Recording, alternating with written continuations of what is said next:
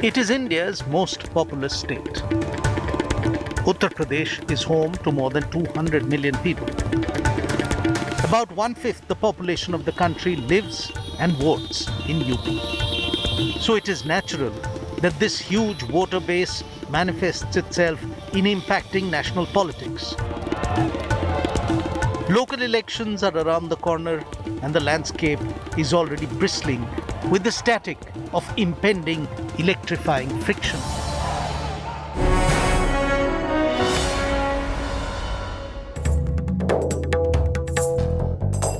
It was 100 years ago in 1921 when the first elected Legislative Council of UP was constituted in Lucknow.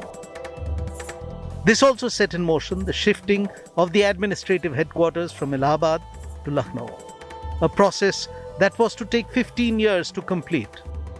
And once that got done, the name of the province of British India had to be changed again. The rough political boundaries of the land that is today known as UP were formed in 1877 when the newly annexed Kingdom of Oudh was merged by India's colonial rulers with those of the northwestern provinces. The new behemoth of a province, double the size of England, came to be called Northwestern Provinces and Oudh. In 1902, the name was changed to United Provinces of Agra and Oudh. After Lucknow became the capital of the province, the name was again changed in April 1937 to United Province, shortened to UP in local parlance. In 1947, when India became independent, the UP legislature began looking for a suitable name for this province, and some 20 names were discussed, with no consensus ever being reached. With the date for adopting India's constitution fast approaching, a compromise was arrived at, and on January 24, 1950, the last Governor General of India passed the United Provinces Alteration of Name Order 1950, renaming United Provinces as Uttar Pradesh.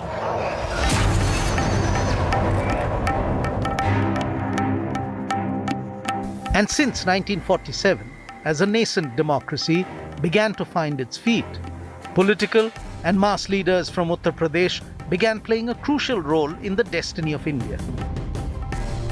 Out of the 14 people who have led central governments in Delhi, half of them were from Uttar Pradesh, accounting for around 43 of the total 74 years that the Union of India has been in existence.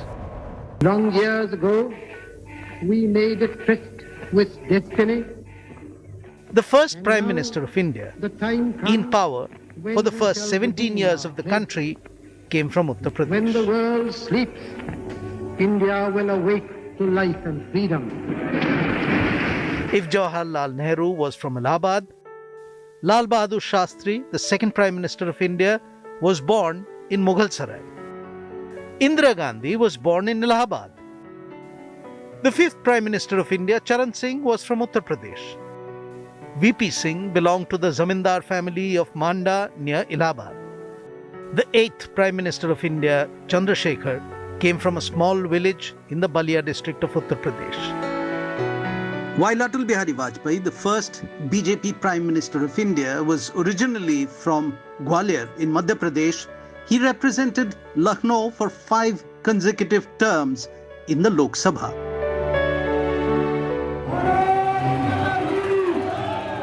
It was no wonder then that when the former Prime Minister died in 2018, his ashes were taken for immersion in all major Uttar Pradesh rivers. In processions led by state ministers as well as leaders of Uttar Pradesh's BJP unit. As much a tribute to the man who had for close to 20 years represented Lucknow as Member of Parliament in the Lok Sabha, as a political statement reiterating the BJP connect with the state and its voters. विकास और विनाश के बीच की लड़ाई है। उनका रास्ता अपने 5 साल देख लिए, विनाश का रास्ता है। हमारी सरकारें हिंदुस्तान भर में देख लीजिए, हमारा विकास का रास्ता है। भारतीय जनता पार्टी को आप साथ दीजिए, सहयोग दीजिए। 2/3 बहुमत से सरकार बनाएंगे, नरेंद्र मोदी के हाथ मजबूत करेंगे, कमल फूल के निशान पर बटन दबाएंगे।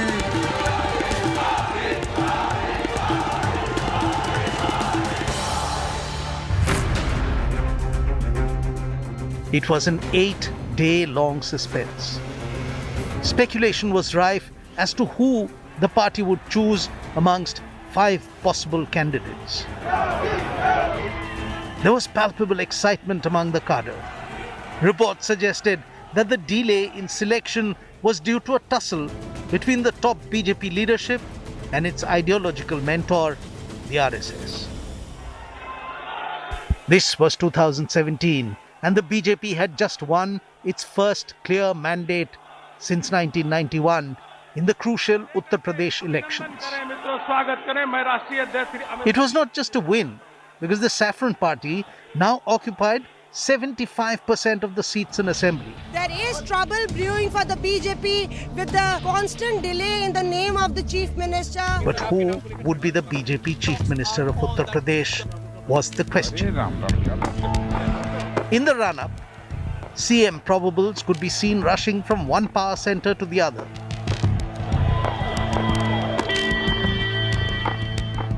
An announcement was made that the newly elected BJP MLAs would meet on March 18th to elect their leader, the person who would take over as the Chief Minister of Uttar Pradesh. But the decision, when it came not from Lucknow but from Delhi. All through the hectic days of anticipation, Prime Minister Narendra Modi and Party President Amit Shah kept their cards close to their chests. No one had an inkling that the 21st Chief Minister of Uttar Pradesh was going to be the Mahant of Gorakhnath Mutt and the then Member of Parliament from Gorakhpur.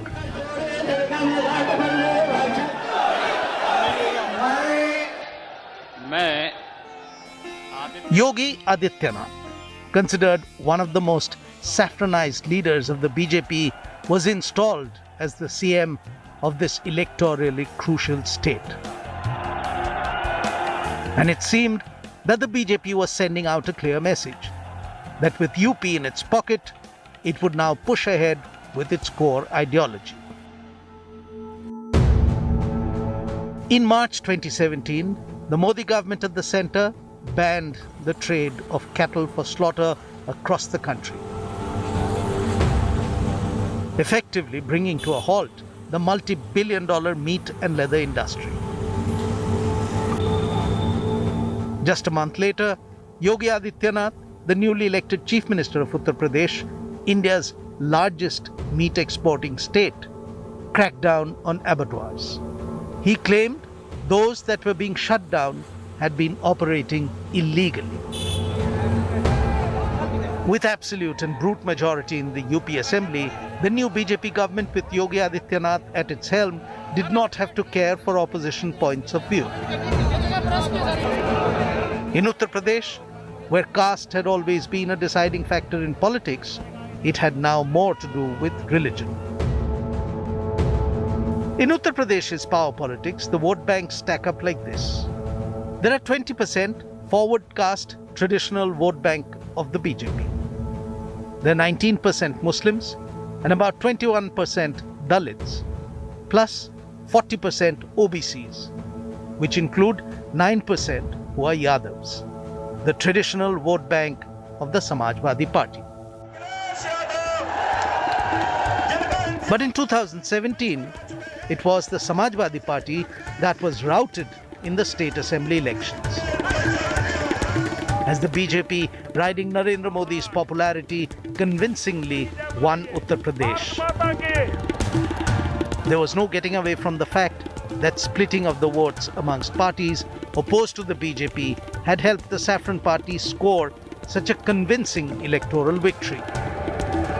But above all else, the defeat was seen as a big failure for the ousted Chief Minister Akhilesh Yadav, who was attempting to come out of his father Mulayam Singh Yadav's shadow as a leader in his own rights.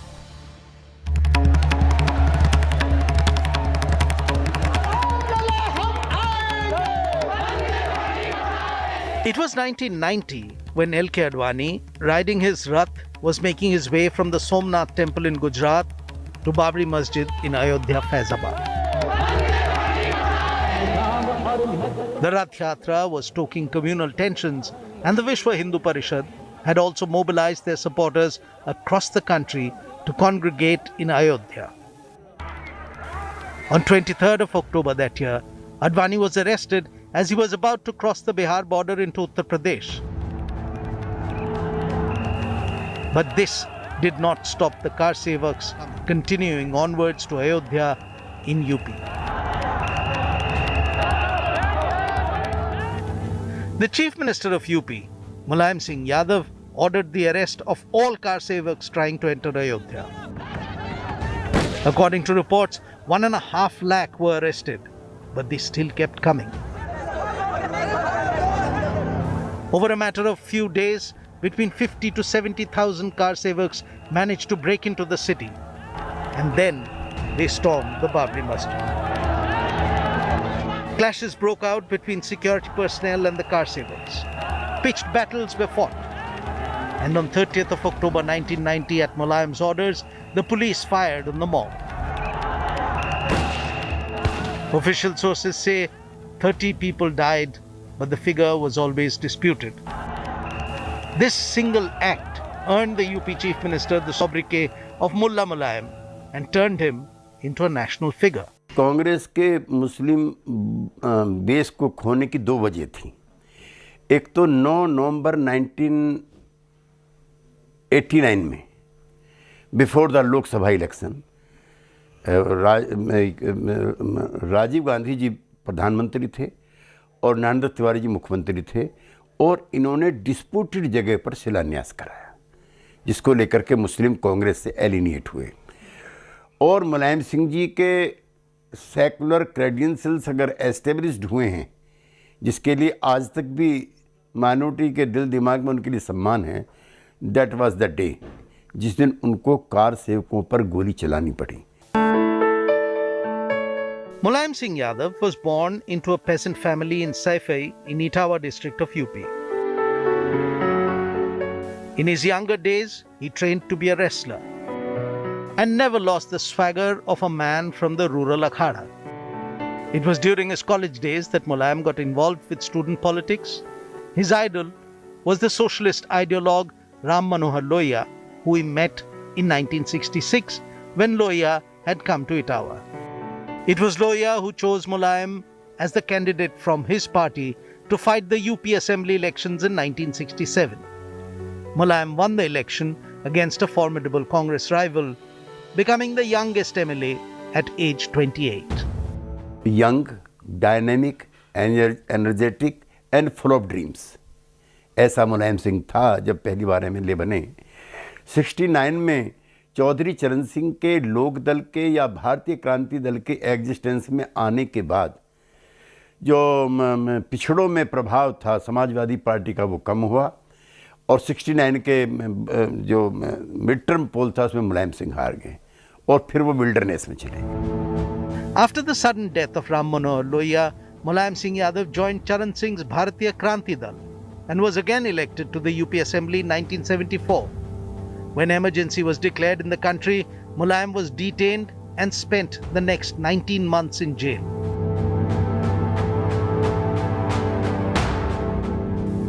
Released in 1977, he was elected for a third time to the UP Assembly and was a minister in the Janata Party government of Ram Naresh Yadav.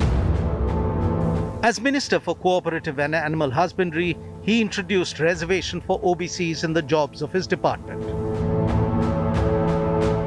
In 1979, when Charan Singh formed the Lok Dal, Mulayam joined Charan Singh but lost the 1980 elections.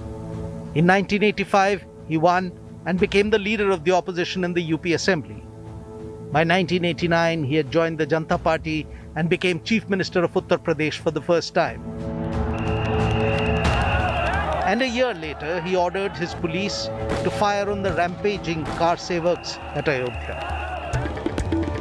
The ground was being set in Uttar Pradesh for the biggest political upheaval to come. Little did the socialist Samajwadi leader realize that this was the beginning of an unstoppable saffron surge.